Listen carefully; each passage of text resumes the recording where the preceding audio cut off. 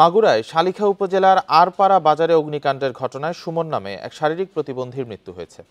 Bundle থাকলে প্রতি সেনমানিতে টাকা বাঁচবে। বিকাশ সেনমানি বান্ডেল কিনে জিতুন প্রতি লেনদেনে। পরে ফায়ার সার্ভিসের একটি ইউনিট 1 ঘন্টা চেষ্টা চালিয়ে আগুন নিয়ন্ত্রণে আনে।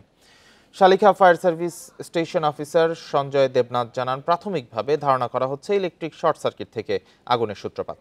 মরদেহটি ময়নাতদন্তের জন্য হাসপাতালের অস্থায়ী রাখা আছে। এ ঘটনায় থানায় একটি অপমৃত্যুর মামলা হবে। এছাড়া তদন্ত শেষে বলা যাবে আগুন লাগার সঠিক কারণ। এদিকে লালমনিরহাটের বড়বাড়ি বাজারে ভোরে একটি ওয়ালটন শোরুমে অগ্নিকাণ্ডের ঘটনা ঘটেছে। খবর পেয়ে 1 ঘন্টার চেষ্টায় আগুন নিয়ন্ত্রণে আনে ফায়ার সার্ভিসের 3টি ইউনিট। এ সময় শোরুমের বিভিন্ন ধরনের ফার্নিচার পুড়ে যায়। তাৎক্ষণিকভাবে আগুন লাগার কারণ ও ক্ষয়ক্ষতির পরিমাণ জানা যায়নি।